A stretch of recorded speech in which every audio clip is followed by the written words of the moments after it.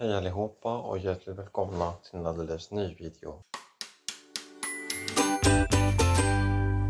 Idag ska vi prata om Störst av allt av Marlene Persson Giolito. Och jag vet att jag antagligen är lite för sen här eftersom alla redan läst boken. Den är en kriminalroman i form av rättegångsthriller som kom ut för 9 år sedan. Och den vann faktiskt priset för bästa kriminalroman 2016. Som dessutom var den första originalserien på svenska som producerades av Strömningstjänsten. Jag såg serien för flera år sedan och jag tyckte ganska mycket om den. Men jag minns inte så mycket av intrigen så jag tänkte att det var hög tid att läsa boken. Persson är utbildad jurist med inriktning på Europarätt och flera års erfarenhet. Samt dotter till en kriminolog.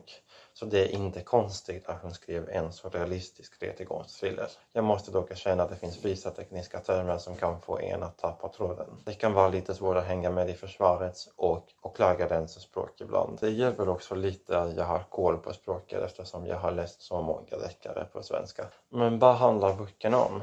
Berättelsen kretsar kring Maja Nordverk, en tonåring som nyligen fyllt 18 och som blir inblandad i ett våldsamt affär. Hon har ett vanligt och ganska privilegierat liv skulle man kunna säga, eftersom hon växte upp i Stockholm med välbeställda föräldrar. Där går hon på Djurholms gymnasium, där både de rika och de mest utsatta studerar i samma klass. Hon har alltid legat i topp i skolan, varit mogen för sin ålder och ganska ansvarsfull.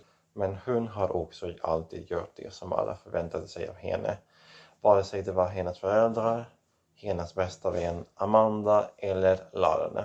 Tills hon en sommardag träffar Sebastian, sonen till Stockholms eller Sveriges mest förmögna man. Sebastian är 1 år äldre och borde redan tagit studenten. Men han var tvungen att gå om sista året. När de blir ihop är allting så självklart och lätt, men allt blir allt mer komplicerat när sommaren är slut. Först lockas Maja och hennes vänner av Sebastians extravaganta, vilda hemmafester, såväl som av hans fars reputation. Men det blir allt mer tydligt att inte allt är guld som glimmar. Sebastian missbrukar ofta och blir slarvig, deprimerad och envis.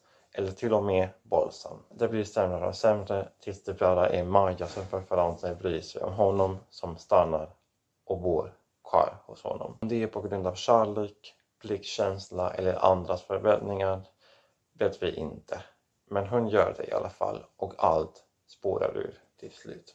Det leder till en skolskjutning där Sebastian dödar läraren och sina kamrater tills Maja tar det andra vapnet han hade med sig och skjuter inte bara honom, men även Amanda. Där har ni intrigen i ett nötskal. I boken som berättas ur Majas perspektiv för vi följa rättegångar där det ska avgöras huruvida Maja är skyldig eller inte. Man vill avgöra om hon varit medveten om Sebastians plan och hjälpt honom att förbereda allting. Hela berättelsen eller historien kretsar kring hennes skuld, motiv och vad som verkligen skedde. Jag tycker att boken är välskriven och tar ur viktiga ämnen som skillnaden mellan de rika och de fattiga, rasism och xenofobi i det svenska samhället också. Vi får läsa om mångfacetterade karaktärer som ofta gömmer sig bakom en fasad och låtsas ha det bättre än de faktiskt har det. Karaktärernas dubbelmoral är också central. Som man brukar säga, i de lugnaste vattnet simmar de fulaste fiskarna. Det jag gillade mest är att författaren målar upp en bild av Maja som är djup och genomtänkt. Hon faller inte under kategorin person som skulle kunna handla i en sån situation. Hon är inte en typisk mördare, inte heller en typisk tjej, fast hon är det på något sätt på samma gång. Berättelsen är mycket mer invecklad än man skulle kunna tro och vi får verkligen lära känna henne och hennes styrkor, men även alla hennes brister, tvivel och misstag. Visst kan hon bli lite chattig eller skönhörig ibland, men det är just det som gör henne till en nyanserad och trovärdig karaktär som känns äkta på riktigt. Å andra sidan, det som jag inte gillade så mycket om boken är att den inte innehåller så mycket dialog. Nästan allting handlar om att beskriva rättegångar eller Majas inre värld och tankar. Boken börjar faktiskt ganska långsamt så det kan bli lite tråkigt, särskilt i första delen. Men ungefär efter hälften skulle jag säga tar det lite mer fart och blir det mer spännande. Det är i alla fall en roman som är värd att läsa om ni inte redan gjort det. Om ni har läst den så kan ni gärna skriva en kommentar och dela med er av era tankar. Det var allt för idag.